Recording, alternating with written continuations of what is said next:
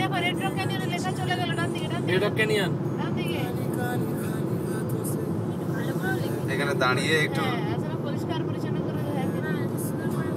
এই গাছগুলোর অ্যাকচুয়ালি কেউ ছবি তোলা নেই ক্যাকটাসে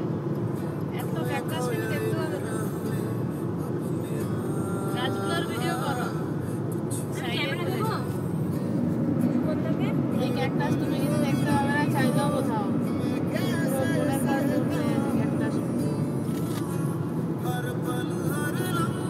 দারুণ কিন্তু সিনটা